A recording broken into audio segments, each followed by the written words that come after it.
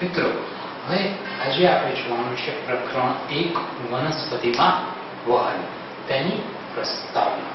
તો વનસ્પતિમાં વહનની જરૂરિયાત શું હોય છે અને વનસ્પતિમાં વહન કેવી રીતે થાય છે તે આપણે આ પ્રકરણમાં ભણવાનું છે।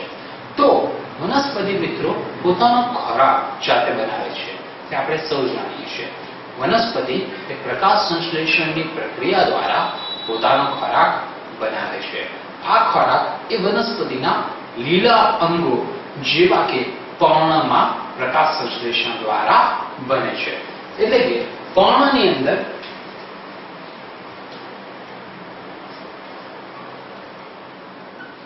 પર્ણમાં પ્રકાશ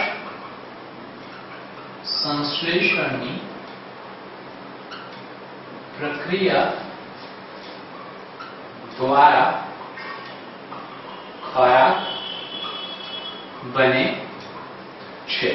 હવે પ્રકાશ સંશ્લેષણની પ્રક્રિયાને આપણે એક સામાન્ય રાસાયણિક પ્રક્રિયા દ્વારા સમજીશું। તો તે છે 6CO2 + 6H2O gives C6H12O6 + 6O2। હવે પ્રકાશ સંશ્લેષણની પ્રક્રિયામાં તમે આગળ ભણી ગયા છો 10મા ધોરણમાં કે વનસ્પતિ વાતાવરણમાંથી કાર્બન ડાયોક્સાઇડ લે છે અને તેની પાણી સાથે પ્રક્રિયા કરે છે અને બનાવે છે ગ્લુકોઝ એટલે કે C6H12O6। આ શું છે? ગ્લુકોઝ છે। આ પ્રક્રિયા આ સમગ્ર પ્રક્રિયા જે છે તે હરિતકણમાં થાય છે। ક્યાં થાય છે? હરિતકણમાં। અને આ પ્રક્રિયા માટે સૌથી જરૂરી છે પ્રકાશની હાજરી। શું જરૂરી છે? પ્રકાશની હાજરી। તો અહીં વનસ્પતિ વાતાવરણમાંથી કાર્બન ડાયોક્સાઇડ લે છે, પાણી જે છે ભૂમિમાંથી લે છે, પ્રકાશની હાજરીમાં કાર્બન ડાયોક્સાઇડ અને પાણીની પ્રક્રિયા કરી તે બનાવે છે ગ્લુકોઝ અને ઓક્સિજન, અને આ ઓક્સિજન તે વાતાવરણમાં મુક્ત કરે છે। હવે આ આખી પ્રક્રિયા ક્યાં થાય છે? વનસ્પતિના પર્ણમાં।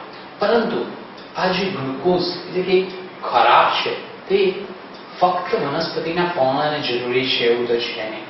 તે આ ખોરાકને દરેક ભાગ જેવા કે તેના પ્રકાંડ અને મૂળ સુધી પહોંચાડવું ખૂબ જ જરૂરી છે। એટલે કે વનસ્પતિના પર્ણમાં બનતો કાર્બોદિત પદાર્થ ગ્લુકોઝ શું છે? કાર્બોદિત પદાર્થ ને પ્રકાંડ અને મૂળ સુધી વહન થવું ખૂબ જ જરૂરી છે। એટલે વનસ્પતિના પર્ણમાં બનતા ખોરાક એટલે કે કાર્બોદિત સંયોજન નું વહન પર્ણમાંથી મૂળ અને પ્રકાંડ તરફ થવું જરૂરી છે। તેના સિવાય મિત્રો પ્રકાશ સંશ્લેષણની પ્રક્રિયામાં આપણે જોઈએ છીએ કે કાર્બન ડાયોક્સાઇડ એ વનસ્પતિ વાતાવરણમાંથી લે છે, પરંતુ આ જે પાણી છે તે વનસ્પતિ ક્યાંથી લે છે? જમીનમાંથી। એટલે કે વનસ્પતિ પાણીનું શોષણ મૂળ દ્વારા કરે છે। કોના દ્વારા કરે છે? મૂળ। અને આ મૂળ દ્વારા શોષાયેલું પાણી જે છે એ વનસ્પતિના પર્ણો સુધી પહોંચવું જરૂરી છે। એટલે કે મૂળમાંથી પાણીનું વહન એ વનસ્પતિના પર્ણો સુધી થવું જરૂરી છે। એટલે વનસ્પતિના મૂળ દ્વારા શોષાયેલા પાણીનું વહન વનસ્પતિના પર્ણો સુધી થવું જરૂરી છે। હવે આ એક વહન થઈ ગયું કાર્બોદિત સંયોજનોનો પર્ણમાંથી મૂળ સુધી, પર્ણમાંથી મૂળ સુધી, અને મૂળમાંથી પાણીનું વહન પર્ણ સુધી. તેના સિવાય ત્રીજું એક મહત્વનું વહન છે એ છે ખનિજ ક્ષારો એટલે કે ખનિજ દ્રવ્યો. આ ખનિજ દ્રવ્યો એ વનસ્પતિના મૂળ દ્વારા શોષણ પામે છે અને ત્યાંથી તે પછી વનસ્પતિના હવાઈ અંગો સુધી પહોંચે છે. એટલે ખનિજ દ્રવ્યોનું વહન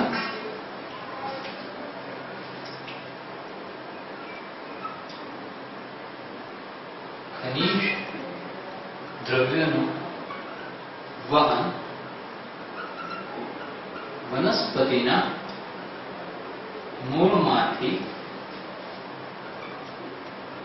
હવાઈ અંગો સુધી થવું જરૂરી છે. ખનિજ દ્રવ્યનું વહન મૂળમાંથી હવાઈ અંગો સુધી થવું જરૂરી છે, જ્યારે કાર્બોદિત સંયોજનોનું વહન પર્ણમાંથી મૂળ તરફ થાય છે.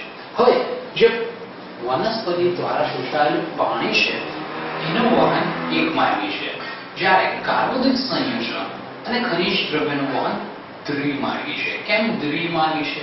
કારણ કે પાણીનું વહન એ તો ફક્ત પર્ણમાંથી મૂળ તરફ થાય છે, જ્યારે આ કાર્બોદિત સંયોજનોનું વહન પર્ણમાંથી મૂળ તરફ થાય છે, જ્યારે ખનિજ દ્રવ્યનું વહન એ મૂળમાંથી પર્ણ તરફ થાય છે. તેથી ઊંધું વહન છે. જે કાર્બોદિત સંયોજનો છે પર્ણમાંથી મૂળ તરફ આવે છે અને ખનિજ દ્રવ્યો છે એ મૂળમાંથી પર્ણ તરફ થાય છે. એટલે તેમનું વહન દ્વિમાર્ગી છે. એટલે કે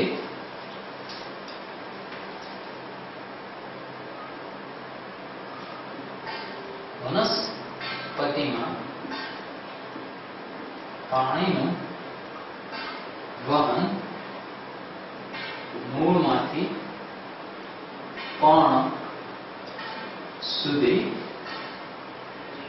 થાય છે, જે એક માર્ગી છે, જ્યારે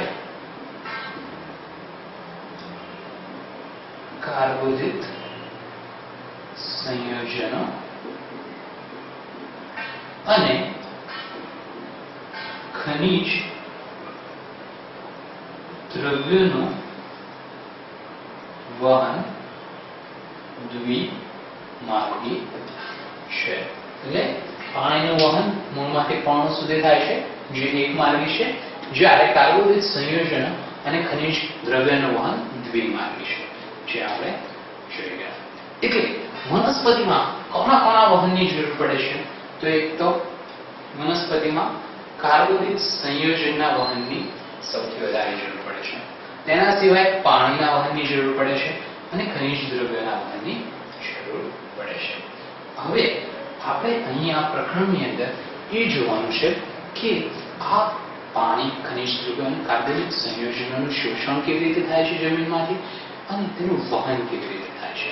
એટલે હવે આપણે આ પ્રકરણમાં આનો અભ્યાસ કરીશું કે આ બધા જ વસ્તુઓ વનસ્પતિની અંદર કેવી રીતે વહન પામે છે, કયા સિદ્ધાંત દ્વારા વહન પામે છે, તે આપણે આ આખા પ્રકરણમાં ભણવાનું છે. એટલે હવે આપણે આ પ્રકરણની શરૂઆત કરીશું આ વહન માટેના સૌ પ્રથમ સિદ્ધાંત પ્રસરણ દ્વારા. એટલે અહીં પ્રકરણ 1 વનસ્પતિમાં વહનની પ્રસ્તાવના પૂર્ણ થાય છે.